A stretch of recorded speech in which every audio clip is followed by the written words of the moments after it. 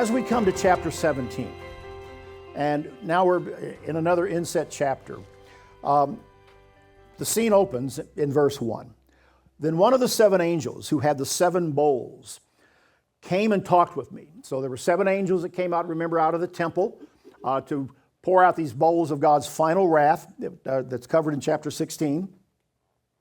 One of them comes and talks with me, John says, and said, "Come, I will show you the judgment of the great harlot who sits on many waters, with whom the kings of the earth committed fornication, and the inhabitants of the earth were made drunk with the wine of her fornication." So here then is this final culminating image of all we've been studying, beginning in Daniel chapter 2, of these world empires, beginning with Babylon, to Persia, to Greece, and then to Rome. And we've gone over them many, many times as we come down to this. We find one now final appearance of this system. And it is pictured here in chapter 17. And its final effort, its final configuration of a woman riding a beast. And that's what is different here. We had two beasts in chapter 13. The first beast, a political power; the second, a religious power doing great miracles and causing the world to worship the first beast. But now we have it put together with a woman. And in Revelation, we've already studied in chapter 12 the aspect of a woman who is carried away into the wilderness. And we identify that woman as who or what? Anybody remember? Chapter 12? The woman in chapter 12. What was it? The church. It was the church. All right? The woman was the church. And she's protected. Several times mentioned there. Now, in chapter 17, we have another woman. But it's a different appearing woman. It is a woman who's riding a beast. All right? So she's mounted this beast. She has, we can go on. It says in verse 3, "I saw a woman sitting on a scarlet beast, which was full of names of blasphemy, having 7 heads and 10 horns. And the woman was arrayed in purple and scarlet, and adorned with gold and precious stones and pearls, having in her hand a golden cup full of abominations, and the filthiness of her fornication. And on her forehead a name was written, Mystery Babylon the Great, the mother of harlots and of the abominations of the earth. And I saw the woman drunk with the blood of the saints, with the blood of the martyrs of Jesus. And when I saw her, I marveled with great interest." Quite a picture. All right, so she's riding a beast. She's got a cup of abominations. All right? So that's not good.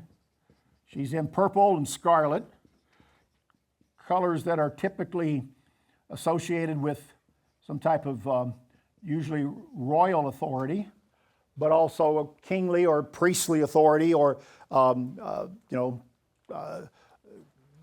you will remember there was a woman we encountered in the book of Acts living in the city of Philippi named Lydia, who was a seller of purple from the city of,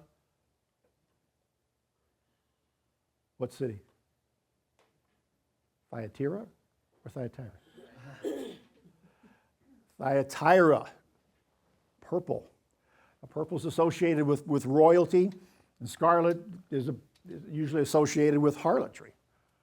It's kind of a regal color too. You'll see that, but it has kind of a multiple use. And so John here describes a woman with a name on her forehead called Babylon the Great. All right, this is the final appearance of what we have been studying from the time of Nebuchadnezzar and Daniel back in the book of Daniel. And it's the one name that carries through the Bible. I pointed this out at the beginning. It's not Persia, Greece, and it's not even Rome, even though Rome is at the heart of it in these final revivals, but it carries the name of Babylon. And Babylon begins all the way back in Genesis with the Tower of Babel and the story of Nimrod and what he did there and how they sought to build this great culture and civilization that was going to rival that of God's. And God came down and scrambled the languages, dispersed the peoples, Tower of Babel.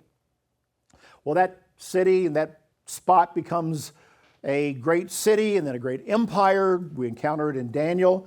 And we continue to bring it along to this point in time at the end of the book of Revelation now. And the name of this, on this particular woman and the entire system is Mystery Babylon the Great, mother of harlots and the abominations of the earth.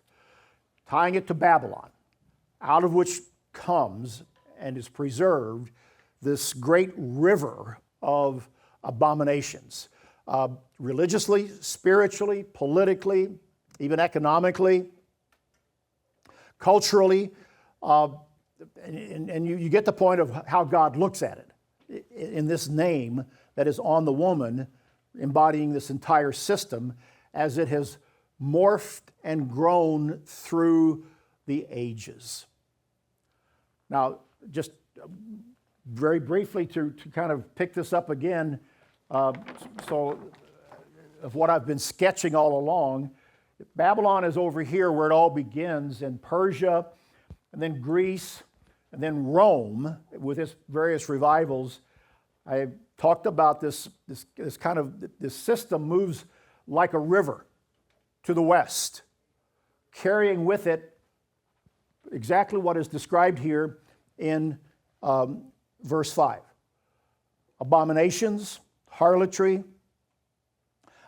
and Babylon is the origin, the mother of it all, and it never really dies. Even though Babylon fell to Cyrus the Great, even though Babylon was lost to the winds of time and ages and was covered over by sand and dirt, only be rediscovered in modern times and partially excavated. What began there, though the city, in a sense, physically ended in that location in the empire, it didn't die. And I go back to the tree that was chopped down in Daniel 4, that was identified as Nebuchadnezzar, who personified Babylon, and an iron band put around it, and the roots still live. And that system, that political, cultural, religious system, continued to breed and give new birth through the ages. And that's what we are seeing here as we come down here to the scene. So it's a prophecy of a great city called Babylon that at the time of the end sets on top of all the other nations that are described figuratively by this beast that the woman rides. And a beast in prophecy is always a political system, except for the one exception in chapter 13 where it's religious. And so as commentators have looked at this through the years, the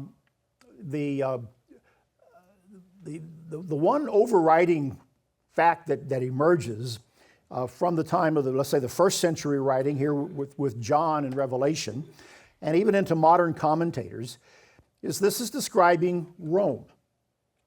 All right, and while it has the name of Babylon, an ancient city, and an empire, when John writes about it in his time, there's only one city that he would have thought of, and that his readers, they would have looked at Rome. It was the empire, the dominating empire of the time.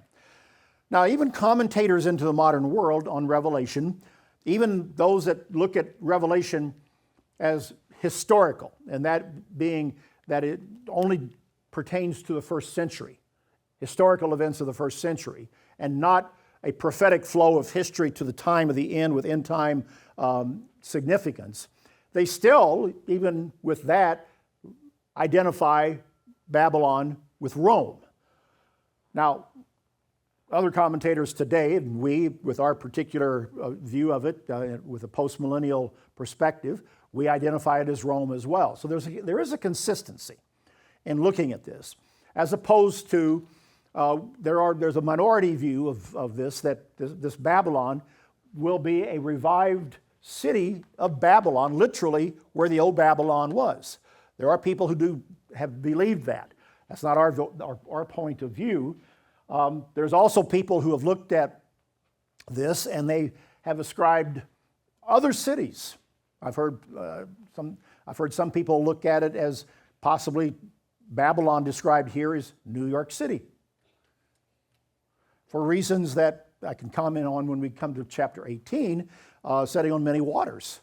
New York sits on a major water harbor and commerce and everything. But that's not been our interpretation, and I don't think that's correct. So as we look at this, our traditional view, and I think it's a correct view, has this being Rome. We can look at this map one more time here, this famous image. And I want to mention that the booklet that I know I handed out to you in class and is available online, and those of you watching it later, should know it's online. The Final Superpower really encapsulates what we're talking about here in chapter 17, a little bit of Daniel 11 as well, but the various revivals of this empire, this system is described in Revelation 17, is graphically and well told in this booklet on the final superpower here. And so as we look at this, let's go ahead and read through it and make a few more comments. John says, I saw the woman drunk with the blood of the saints and with the blood of the martyrs of Jesus. So that's speaking of religious persecution, which did begin to take place even during the Roman period, the time of the empire, before the church became legitimized by Constantine, the emperor in the 4th century, who adopted Christianity and made it the religion of the empire. We've talked about that with the Council of Nicaea and all of that. But there was still martyrdom. Prior to that, and even subsequently, the wars of doctrine, primarily around the Trinity, caused the death of a lot of people. Many people were martyred, especially those that would not accept the heterodox teaching of the Trinity, Father, Son, Holy Ghost, third person, three in one. Once that became ensconced in Christianity in the late 4th century, then it set up conflict between those that would not accept it, and it led ultimately to martyrdom for people who would not accept the doctrine of the Trinity. They were banned from their churches, shunned, and even a great deal of death resulted from that. So this woman who rides this beast, and what is pictured here is a combination of church and state. A woman picturing a church who rides or is on top of and acting in concert with this political power, which really begins to develop in the 4th century.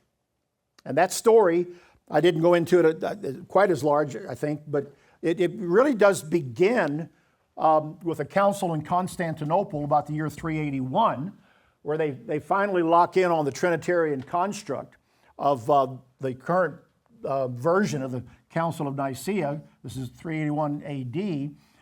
And the church and the state begin to combine at that point. And the church has then the power of the state to enforce doctrinal conformity.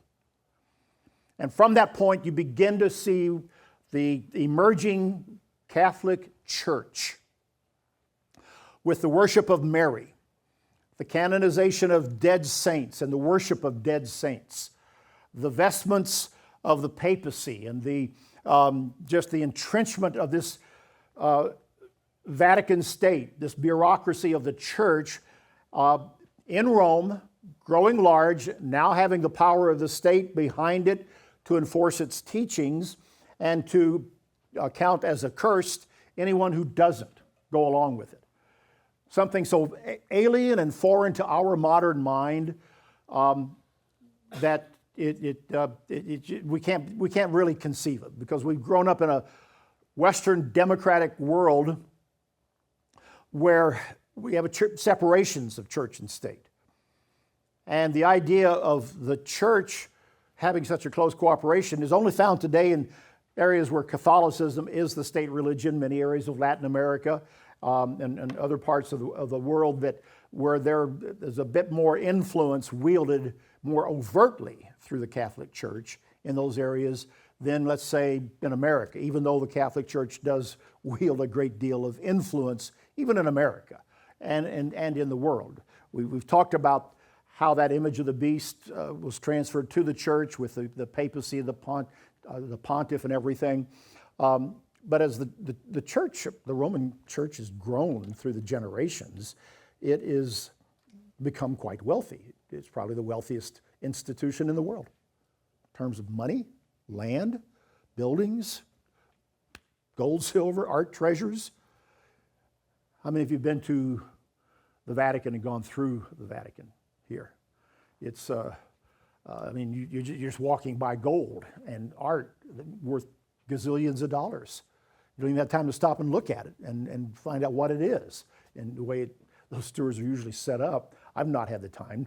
I'm usually moving through to get to the Sistine Chapel, and it's just a packed subway type of existence going through there. But the Vatican is quite wealthy. And they are a state, a sovereign state within the city of Rome. Nations send ambassadors to the Vatican. And that structure is there, weakened as it is because of the modern secular world and their own scandals, yet there is still the essence of great power that is there and influence in many different ways. So as we see this system, and as it is described of a woman sitting on this, and what happens, let's read on to verse 7. The angel said to me, "Why did you marvel? I will tell you the mystery of the woman and the beast that carries her, which has the 7 heads and the 10 horns. The beast that you saw was and what is not, and will ascend out of the bottomless pit and go to perdition. And those who dwell on the earth will marvel, whose names are not written in the book of life from the foundation of the world, when they see the beast that was and is not and yet is." Let's pick up here in verse 9. Go ahead and read a bit more. This is a section describing the 7 heads and that are a part of this one beast that the woman is riding. There's a bit of ambiguity that is here as we look at it. He says, "I will tell you the mystery of the woman and the beast that carries her, and of the 10 horns. The beast you saw is not, and ascends out of the bottomless pit and goes to perdition." This beast has had various revivals, permutations through the years, and ultimately comes up out of this bottomless pit. A bit of a reference, possibly, to back in chapter 9 of Revelation, of this pit opening and the spirit of this Abaddon coming out and demonic spirits coming out that creates the animating power behind this entire system, where the earth marvels. Now that's an echo of chapter 13, where the world will worship the beast. Those whose names are not written in the book of life from the foundation of the world, when they see the beast that was and is not and yet is. The system has always been, again, bring in what we studied in Daniel 4, again with that stump that is capped, a system that was not, in that it was eclipsed, but is, in the sense that there's still life. There's still something that is there that does come back through various forms, resurrections, however we would choose that. And so the mind that has wisdom says the 7 heads are 7 mountains on which the woman sits. This has long been looked at as kind of as an allusion to Rome, a city that does sit on 7 mountains, but more specifically to 7 revivals of this system at Rome, and a mountain symbolizing a great nation on which the woman sits. Now, the woman begins to sit and rule with this power, again, as I described back in the 4th century, when it becomes legitimized and then entrenched power-wise with the power of the state behind it to enforce its teaching. It is also described as a relationship that is based on fornication. Going back up to verse 2, the kings of the earth commit fornication. And I believe I've explained that previously, that the use of the term fornication is very specific and appropriate. That this relationship between church and state down through the ages, between the church and the state or the Holy Roman Empire, is not one of legitimacy through, let's say, a sanctified godly marriage, but it's one based on fornication. That is a relationship without commitment, is the best way to understand it. Like fornication is sexually.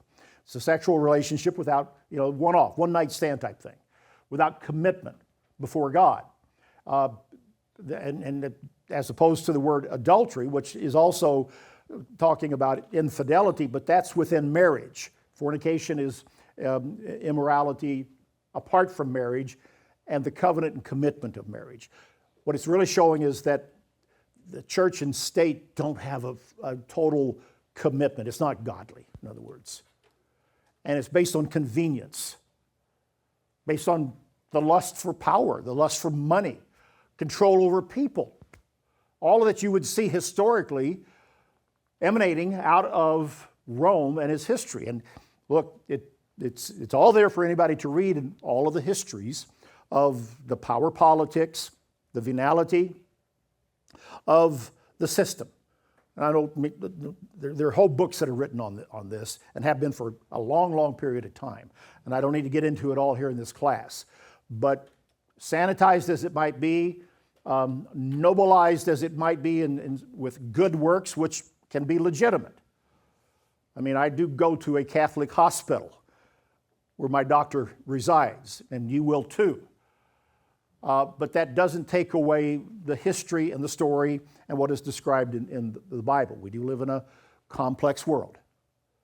And we must be very careful not to be taken in and deceived by what we may have to, in a sense, work with and around in our everyday life in this particular world. That's something that God does expect us to be able to distinguish here. And so, in verse 9, the mind that has wisdom is going to look at this. There are also 7 kings. 5 have fallen, one is, and the other is not yet come. When he comes, he must continue a short time. Now, these 7 kings, or seven heads of this beast, we have identified with these 7 revivals of the Roman Empire, beginning in 554 with that of Justinian, the emperor in the east. We talked about him back in chapter 13 as the first head. And this is a very important one. I'll come back to Justinian in a moment. The second head we identify as that of Charlemagne. 800 AD, on Christmas Day, Charlemagne was crowned by the Pope in Rome as the Emperor of the Romans, or the Holy Roman Emperor. And that's where we have the technical beginning of what is called in history the Holy Roman Empire, which one historian famously said was neither holy nor Roman nor an empire. But that can be debated. Certainly it was Roman, and the empire at times was quite large, as it was under the Habsburgs and Charles. Charlemagne is the kind of the figurehead of this entire system historically. Today in Europe, they give a prize every year, the European Union does, called the Charlemagne Prize. And it's given to the statesperson who does the most to advance the cause of Europe in the world for that year. And it's been given to American presidents and other European leaders in the past, but it's called the Charlemagne Prize. Just to speak to the prestige that Charlemagne has in this whole system. And he is a fascinating study. I've read a few books about it. I've been to his palace in the city of Aachen in Germany. You can go into the church that he built. You can see the throne that is there of the Holy Roman Empire. Charlemagne's church is kind of a round church, and it's very interesting. It's built over an ancient pagan temple. And in the original part of the church, I think it's octagonal shaped. There's two stories there, and in the upper loft, there is this old chair on which kings of the Holy Roman Empire were crowned. I've seen it. We filmed around it a few years ago. And you're looking down into the main gallery, and there's a huge chandelier coming down from the ceiling, and it's got a large ball, kind of a golden ball hanging down from that. There are windows all around that. A few years ago, somebody was in there on June 21st, June 22nd, at the time of the summer solstice. And he saw an interesting phenomenon. The sun came in at a particular point in the day, I forgot the time it was, came in through one of the windows, hit that gold orb, and the reflection went straight up into the gallery onto the throne of the Holy Roman Emperor on the summer solstice. Now, if you understand the alignment of various things, I told you about the Serpent Mound out here, which is aligned with the sun as well, and other places around the world that are aligned with the seasons and the solstice and the equinox. I thought that was when I read that story, I was fascinated by it. That on the time of the summer solstice, when the sun is at its peak there, it comes in one particular window and hits that ball and then goes right to the throne. Somebody knew what they were doing when they put all of that together. Phenomena like that are just not happenstance and coincidence. So Charlemagne, his church, and all of that is quite, his whole story is quite interesting. But he's the second head here. The third head has been identified as the empire of Otto the Great, beginning in 962.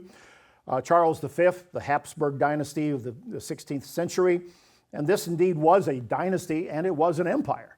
I talked about the fact earlier that the Habsburg Empire stretched all the way to California, New Mexico, Arizona, that whole region of the American Southwest, as well as Mexico and Latin America, parts of Latin America, were under the Habsburg Empire, or the beast revival of this fourth head at its height. Quite an extensive reach. Napoleon, being the fifth, beginning in 1805, and then the sixth head, that of Mussolini and Hitler in the 1930s and 40s, in the period of World War II. Which brings us here to what it says, that five have fallen, one is, and the other is not yet come. What does that mean? Well, I was taught, when I went through this class at Ambassador College, that John was seeing this vision at the time of the sixth head. One is. And five have gone before, the previous five we've seen here, and another is yet to come. Is that plausible? Well, what seemed to me at the time, and I can see still that that's a plausible way to look at this today, that we're living in a time when we have experienced the sixth, which is, and one yet to come. It's a possibility. Not trying to be that dogmatic about it, but if you just take it at that, then at least there's a way to understand what is said here as something yet to come for us. Now keep in mind, we take Revelation as a prophetic, futuristic view. I've mentioned the historic view. I was actually reading a scholar that I actually know and have toured with in Turkey, who believes only in the historic view of Revelation. And when he interprets this verse, verse 10, as well as others who look at Revelation as essentially first century, and that's it. They say five are fallen. They look at five of the Roman emperors, going up, I believe, to Nero, as five have fallen. One is, and one is yet to come. And their interpretation has Revelation being written earlier than what we say, mid-90s, that it's written around 70-71 AD. But then they also set it within the context of the first century, and they look at the Roman emperors as being described here. 5 have fallen, 1 is, and the other is not yet to come, but it's all first century. So I was reading, actually Mark Wilson, who I've toured with a couple of times in Turkey, and he knows quite a bit about Turkey and biblical Turkey, but he has a historical view of Revelation. And the one thing I walked away with, well, at least he's looking at it as Rome, even though Rome of the first century, we look at it as Rome being revived down through the centuries with these various revivals.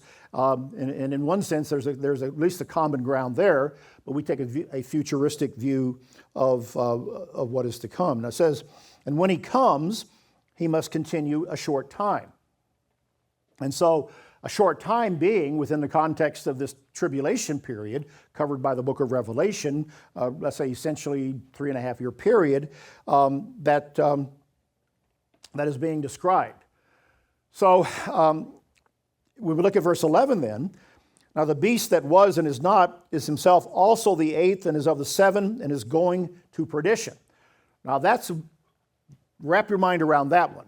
That's a bit enigmatic right there. What does that mean? The beast that was and is not is himself also the 8th and is of the 7 and is going to perdition. All right, let's break it down. The beast that was and is not. All right, the beast is the entire political system, this political power embodied by Rome. Was and is not.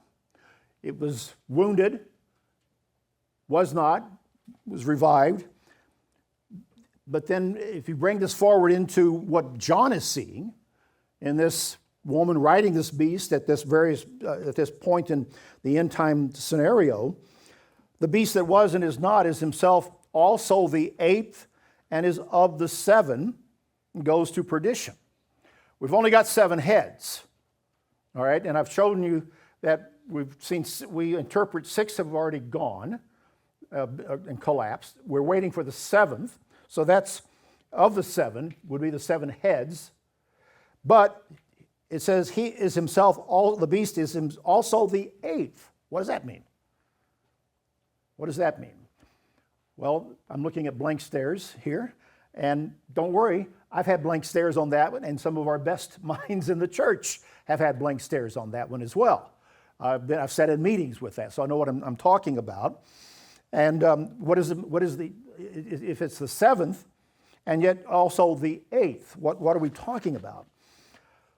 I remember discussing this a number of years ago, and I'll present this as a possibility, not being that dogmatic about it, but that if we look at what is the 8th, could be talking about the totality of this entire system, where there are 7 heads or 7 revivals.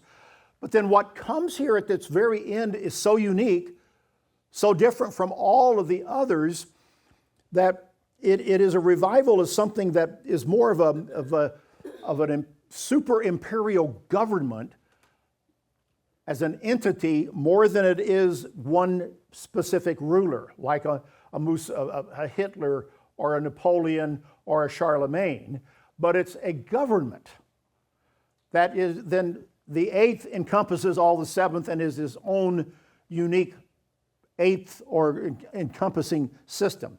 That's a possibility. When you go back to what Justinian did, and recall when we were in chapter 13, we were talking about Justinian.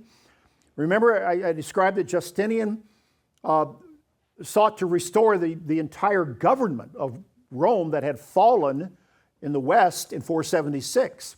And he sent out from Constantinople, or Byzantium at that time, his armies, and they recaptured the lands in North Africa and over into Italy under his general Belisarius.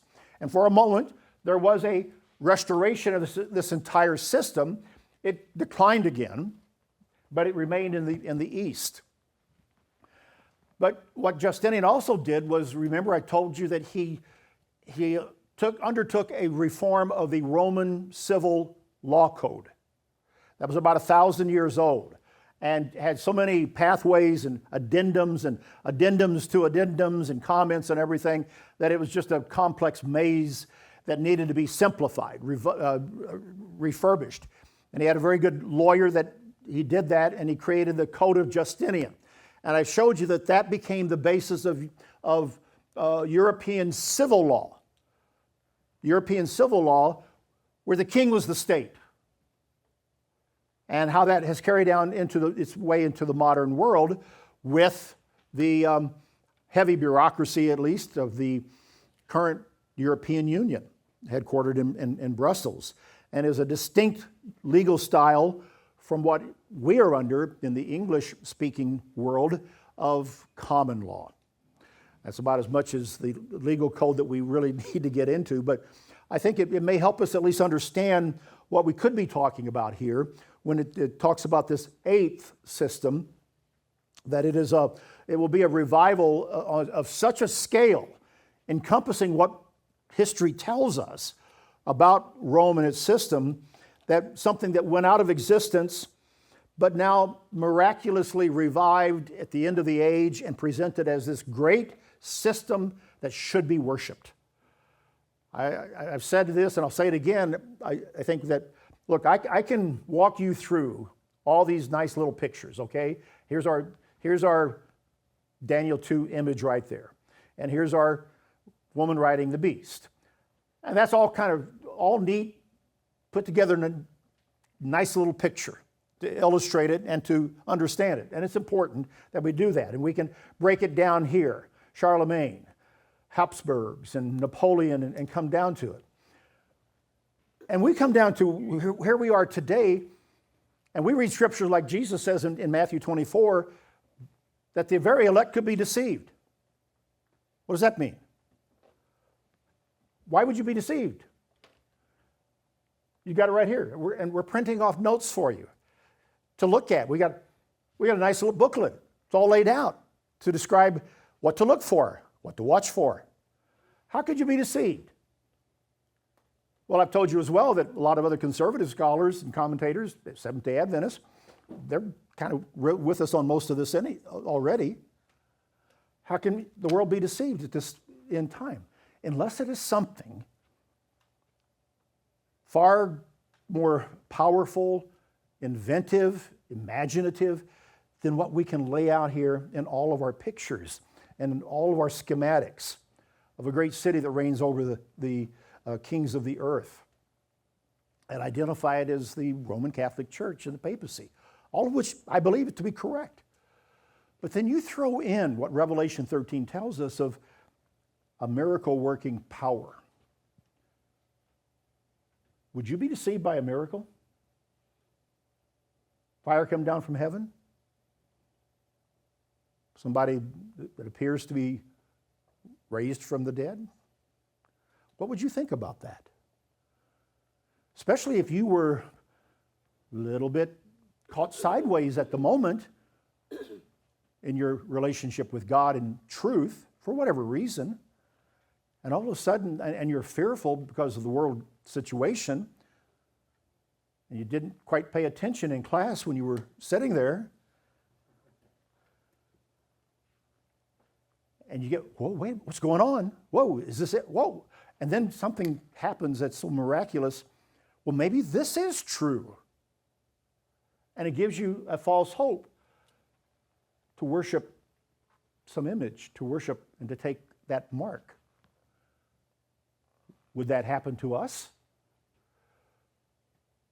Well, I have said many times in many different situations, we better not take anything about ourselves for granted. I mean, yeah, we better be close to God. We better know the Bible. But this system, when it arises, is going to astound the world. And I have seen people get tripped up who were good church members and no longer keep God's truth.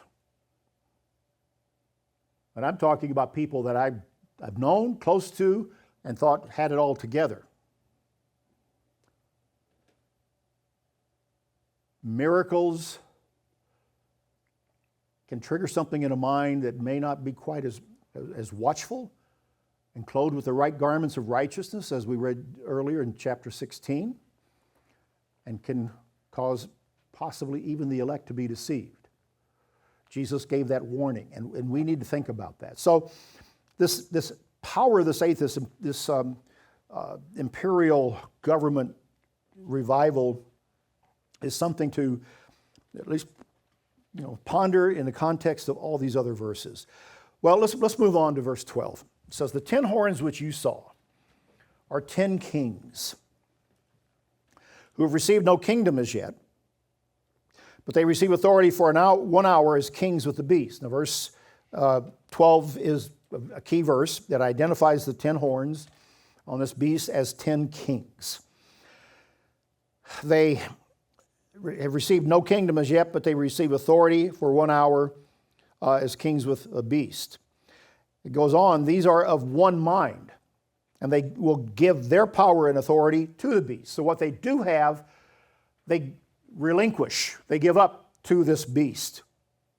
10 kings. Now, out of this, we have taken the idea that, 10 nations in Europe. But I want to caution us that this says 10 kings, not 10 nations. A king can rule over more than one nation. And so to interpret it as 10 kings may not be getting to the point of what is being, as 10 nations, may not be getting it to the point of what it says. It says 10 kings, and it is specific. But they give authority to the beast. And again, the beast is supercharged. "These will make war with the Lamb, and the Lamb will overcome them. For he is the Lord of lords and King of kings, and those who are with him are called, chosen, and faithful." So it would seem that this is the final supercharging influence that is given to the beast at this time. And those who are with Christ are called, chosen, and faithful. Be called, we choose to obey God, then we remain faithful to the end, and we resist all temptation and all deception. "Then he said to me, the waters which you saw, where the harlot sits, are peoples, multitudes, nations, and tongues. And the 10 horns which you saw on the beast, these will hate the harlot, make her desolate and naked, eat her flesh, and burn her with fire." So there's going to come a time when the beast and its powers will turn. They will hate the harlot. That's the woman riding the beast, the spiritual power. They will hate it and turn on her, consuming her. And probably at that point, this beast personification, whoever this person is, will probably take and assume to himself powers of the divine that would be unprecedented, much like what we would refer to in 2 Thessalonians 2, where this man of sin claims to be God. And so he would assume then the spiritual aspect of it all into one person. And remember, the Roman emperors did that. They were over the religious authority and the church, and then ultimately came to be worshipped. Now, verse 17 is important. It says, "For God has put it into their hearts to fulfill his purpose, to be of one mind, and to give their kingdom to the beast until the words of God are fulfilled." Verse 17 is interesting because it tells us that God's controlling every bit of this. God put it into their hearts. You go back to Ezra 1:1, and you read where God moved upon the spirit of Cyrus to issue a decree for the Jews to return from Babylon back to Jerusalem. But God put that into Cyrus's heart as he moved upon his spirit. God can work through whoever he will, even like Cyrus was over that one section of the entire system, the Persian. Here, at the time of the end, God can put into their hearts, these 10 kings, the idea to give their power, supercharging this beast, to fulfill his purpose. To fulfill his purpose. God's in control of all of it. Even the actions that are taken by the proxies of Satan himself. And then verse 18, the woman you saw is that great city which reigns over the kings of the earth, drunk with the blood of the martyrs. And there's only one city that has done that historically with the powers of the world, and that is Rome. And it is quite a story documented throughout history. Changing times and seasons, doing all that Daniel said would happen, and what John is inspired to record here. A city, a system, a way of life, a spiritual system unfaithful to God, and yet claims a relationship with God, but is now repudiated before all the world. And this will be quite a moment. So Revelation 17 tells us the fate of the spiritual religious part of the spiritual part of the and religious part of the political power of the beast. All right, keep that in mind. As we move into chapter 18, we are then looking at the decline and the fall of the political economic power of this beast. So chapter 17 tells us how the spiritual eventually will subside.